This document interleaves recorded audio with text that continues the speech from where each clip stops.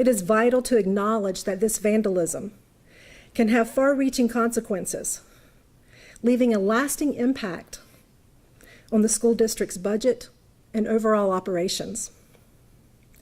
The damage at Williams High School alone was over $4,000 just to replace the toilets. Each of our 6 high schools were impacted in some way.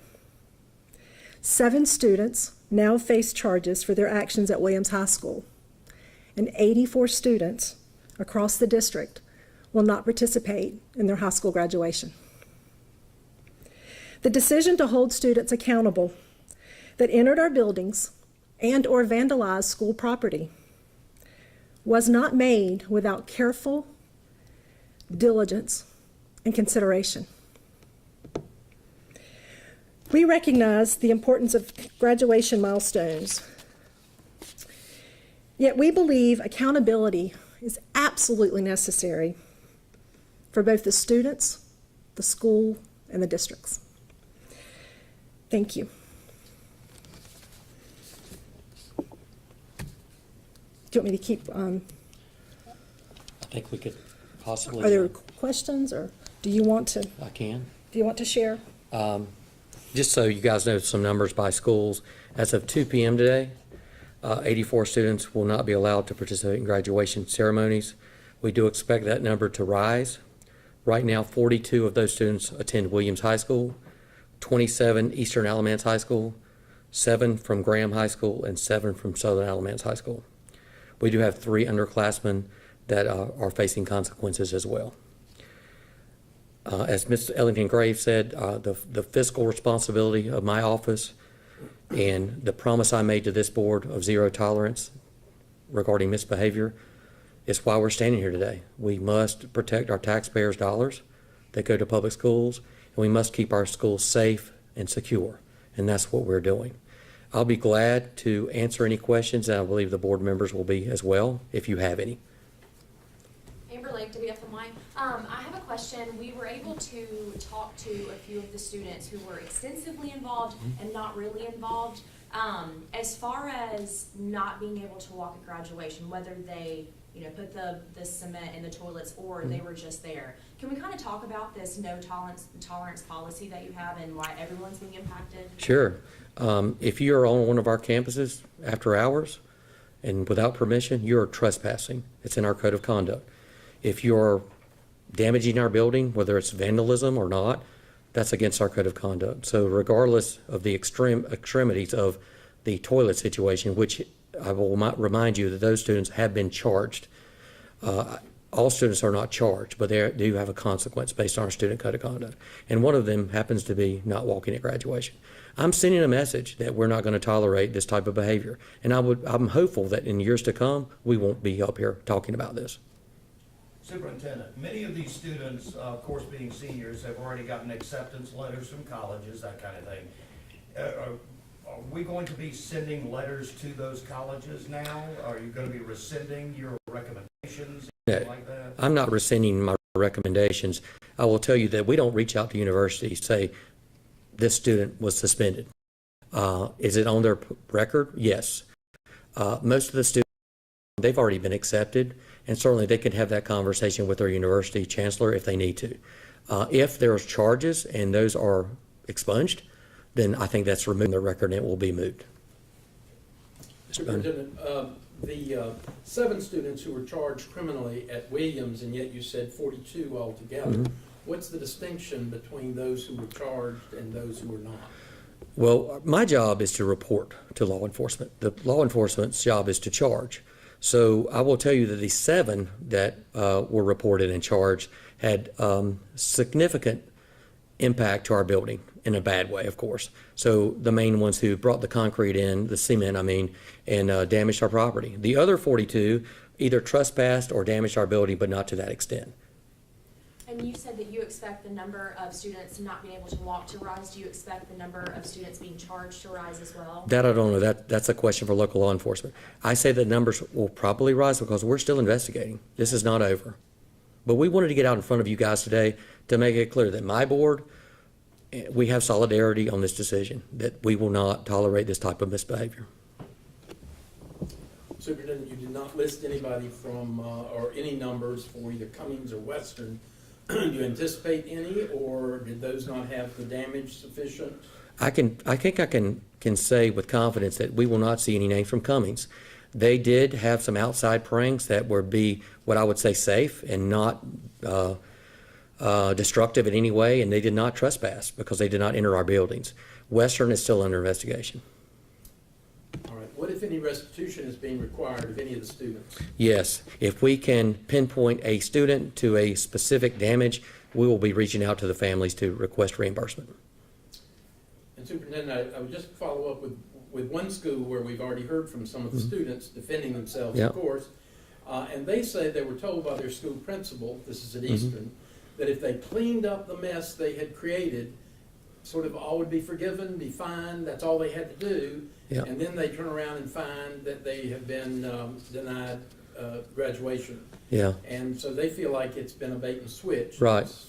I would say that it's my authority and my discretion to make the final call and to recommend that to the board.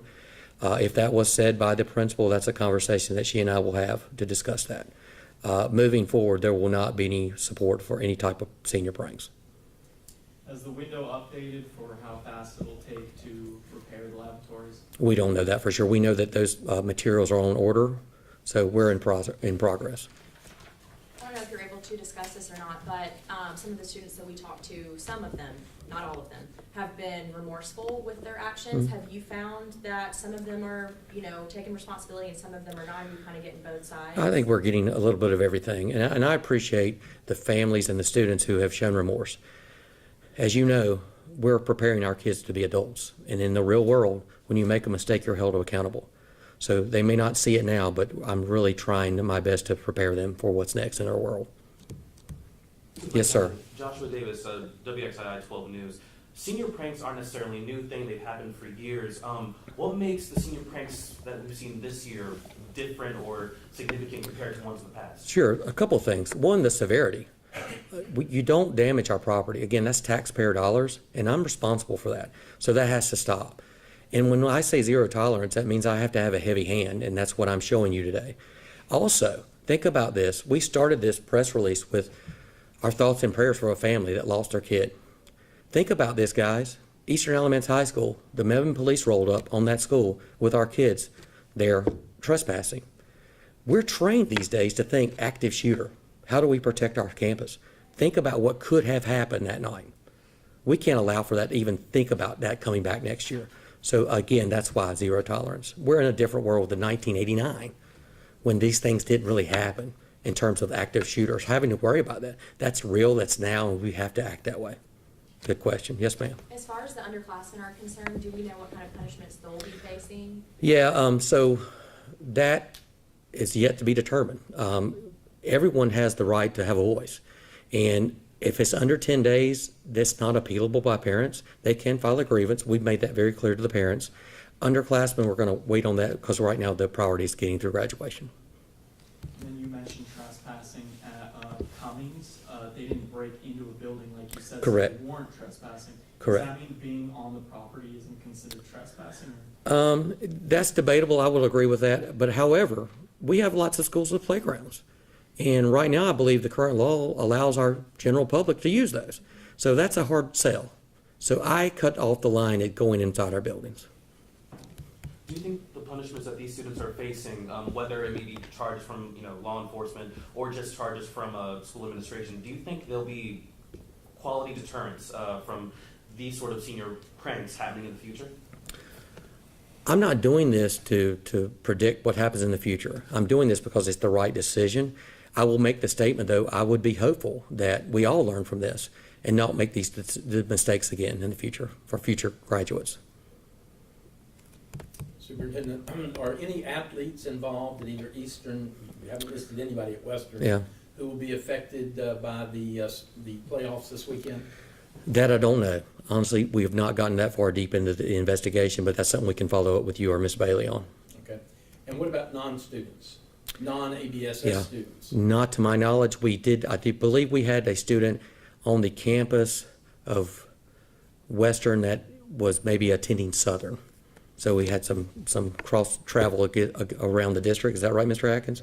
So, But you listed one in the release about the Williams, the 5 18-year-olds. From Southern, yes. Is that the one you're referring to? yeah, yeah, sorry about that. Anything else? I appreciate your time today. Ms. Ellington-Graves, turn it over to you. Thank you, Dr. Butler. I will just say on behalf of the Board of Education, we, and to echo Dr. Butler, we just want to send the message to the community and to our students and to their families that accountability is important. And when we make choices and we choose to act in certain ways, there's consequences. And taking responsibility, you know, is a huge part of, I don't see this as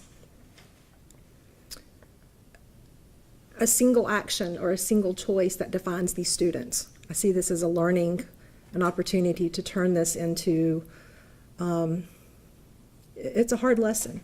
And remember, board members, administrators, our superintendent, we all live here too. And a lot of these families and students, we know. We've watched them grow up. It's hard. It's been a hard week. It's not easy being on the school board right now. So just, we're doing what we feel like is right because it's the right thing to do. Thank you. Thank you, guys. Appreciate you coming out today.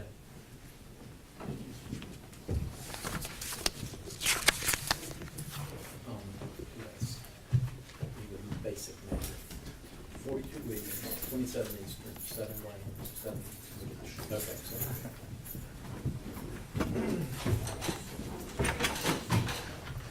I'm aware of those numbers too.